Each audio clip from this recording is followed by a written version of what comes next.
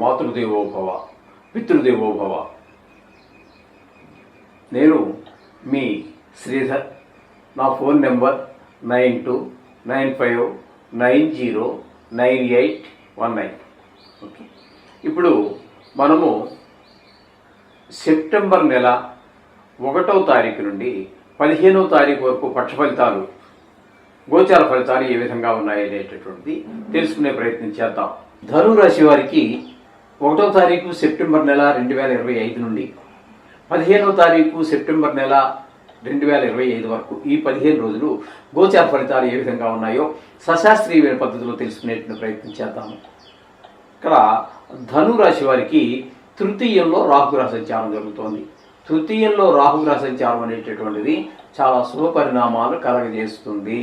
గోచార రీత్యా అంటే ఏ విషయాల్లో ఉన్నట్టయితే ఏది చేసినప్పటికీ కూడా, ఏ పని చేసినా కూడా మీ ఇంట్లో మీ సోదరులు, కుటుంబ సభ్యుల యొక్క సహాయ సహకారాలు ఉంటాయి. అలాగే ఇంటి దగ్గరలో మీకు తెలుసున్న వాళ్ళంతా సహాయ సహకారాలు ఉంటాయి.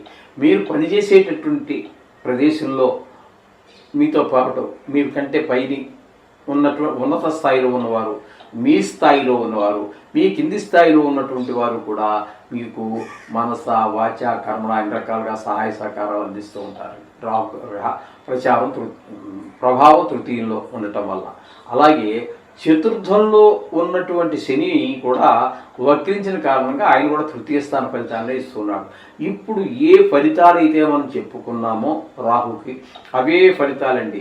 మీకు చాలా చక్కటి ఫలితాలన్నీ ఇంట్లో ఏ పని చేసినా, ఇంట్లో కుటుంబ సభ్యులు, పక్కవారు, అలాగే ఆఫీసుల్లో, వృత్తిలో, ఉద్యోగంలో, వ్యవసాయంలో, మీరు ఎక్కడ ఏ పని చేసినా ప్రతి మనిషి కూడా ఏదో వృత్తి చేస్తూనే ఉంటాడు. వాడు మెంటల్లీ డిజార్డర్ కానీ, లేదా పూర్తిగా అంగవైకల్యం ఉన్నటువంటి బెడ్ రిటర్న్ అయినటువంటి వాడు కానీ తప్పితే మిగతా వాళ్ళందరూ కూడా ఏదో పని చేస్తూనే ఉంటారు. కాబట్టి వారు చేసేటటువంటి వృత్తుల్లో ఈ శని భగవాను యొక్క ప్రభావం కూడా ఉండి రాహు ఇచ్చేటటువంటి ఫలితాలన్నీ ఆయన కూడా ఇస్తూ ఉన్నాడు. అందరు సహాయ సహకారాలు ఇస్తూ ఉంటారు. మనస, వాచ, కర్మ అన్ని రకాలుగా కూడా ఈ విధమైన ఫలితాలన్నీ కూడా శని రాహు పోటాపోటీగా మీకు అందిస్తూ ఉన్నారు. ఇకపోతే సప్తమ స్థానంలో గురు సంచారం జరుగుతోందండి.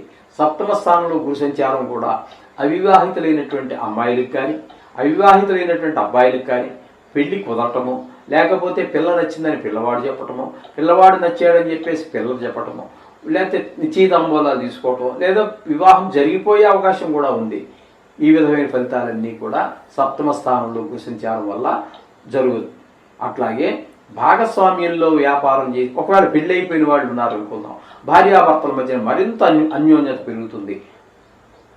సో అన్యోన్యత అంటే తెలుసు కదండి, మన కళ్ళ ముందు చాలామంది ఉంటూ ఉంటారు. పొద్దుట్లు లేచి ఎంతో అన్యాన్యంగా చిలకా గోరింకల్లా ఉంటారు. ఒక్కొక్కళ్ళు ఇక పొద్దుట్లు లేవటమే ఆలస్యం.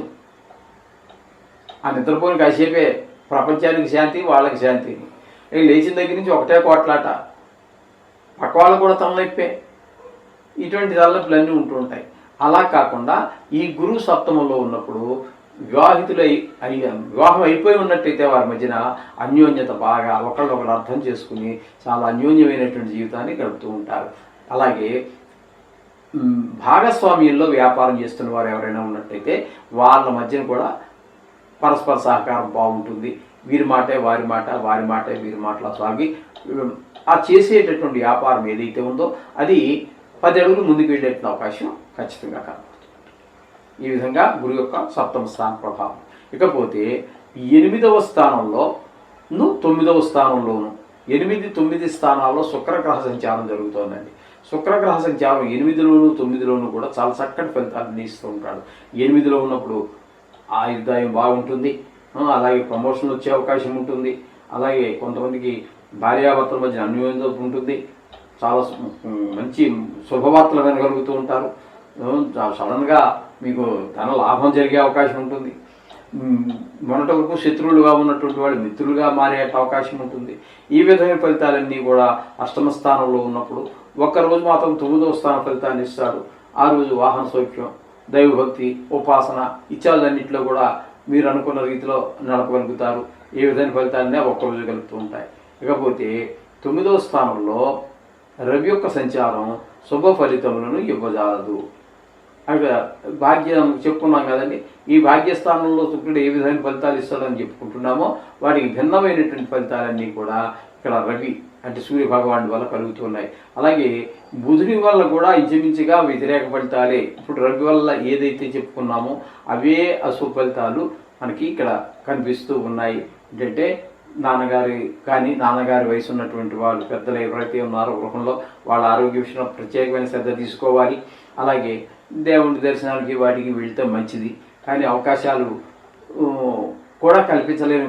ఆ గుడికి వెళ్ళి దర్శనం పెట్టుకొని దేవుడా నాకు ఈ కష్టం వచ్చింది అని చెప్పి ప్రార్థించేటటువంటి అవకాశం కూడా లేకుండా ఉండే పరిస్థితులు ఏర్పడుతూ ఉంటాయి 9వ స్థానంలో ఈ బుధుడు ఉండటం వల్ల. అలాగే కేతువు కూడా అవే ఫలితాలండి. రవి, బుధ, కేతువు భాగ్యస్థానంలో 3 గ్రహాల యొక్క ప్రతికూలత ఉన్నది, అది గుర్తుపెట్టుకోండి. అలాగే కుజుని యొక్క సంచారం తీసుకున్నట్టయితే దశమ స్థానంలో 12 రోజుల పాటు సంచారం చేస్తున్నారు. ఆ 12 రోజులు ఆయన కూడా పూర్తి ఉద్యోగపరమైన వ్యాపారపరమైన వ్యాపారం ముందుకు వెళ్ళకపోవటం, ఉద్యోగంలో ఎదుగుదల లేకపోవటం, మీరు ఎంత పని చేసినప్పటికీ కూడా మీ బాస్ ఎవరో ఉంటారు కదండి, వాళ్ళు మిమ్మల్ని ఏం బాగా చేయలేదయ్యా అని చెప్పి కాస్త మందలించడం లాంటి పరిస్థితులన్నీ ఉంటాయి.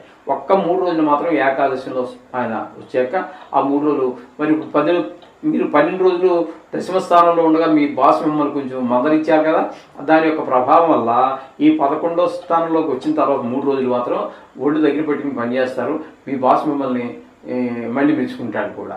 ఈ విధమైన పరిస్థితులన్నీ ఏకాదశి స్థానంలో కుజ సంచారం 3 రోజులు ఉంటాయి. మొత్తంగా మనం చెప్పుకోవాలి అన్నట్టయితే ఈ ధనురాశి వారికి శని, రాహు 2 గ్రహాలు, గురువు, శుక్రుడు అనుకూలంగా ఉన్నారండి. అంటే 4 గ్రహాలు పూర్తి అనుకూలత ఉన్నది. కాబట్టి యావరేజ్గా ఉన్నట్టే. ఎన్ని ఉన్నప్పటికీ కూడా కొన్ని గ్రహాల యొక్క ప్రతికూలత ఉండనే ఉంటుంది. మనం చెప్పుకుంటున్నట్టుగా ప్రతిసారి చెప్పుకుంటున్నట్టుగానే నవగ్రహానికి సంబంధించిన శ్లోకాలు కానీ, గాయత్రి కానీ, నవగ్రహ గాయత్రి అని ఉంటుంది, అది కానీ ఏది రాదండి. మీకు వారాల పేర్లు చెప్పండి. ఆదివారము, సోమవారము ఇవన్నీ ఉన్నాయి కదా. అలాగే ఆదిత్య, సోమాయ, మంగళాయ, బుధాయిచ, గురు, శుక్ర, శనిభ్యచ్చ అక్కడ దాకా మామూలే వారాలు. ఆ తర్వాత ఆ వారాలకి ఒక రాహు, కేతు కలపండి అంతే. ఇప్పుడు మనం చెప్పిన వారాల పేర్లు 7 ఉంటాయి. ఈ నవగ్రహాలన్నీ ఈ 7 పేర్లు కూడా వీటికి సంబంధించినటువంటివే. ఇక 2 రాహు, కేతు ఛాయాగ్రహాలు కాబట్టి వాటికి వారాల్లో పేర్లు లేవు. కాబట్టి ఆ 2 కలపండి నవగ్రహం చాలు. 9 సార్లు చదవండి రోజు, మీకు అద్భుతమైనటువంటి ఫలితాలన్నీ మీకు సొంతమైపోతాయి.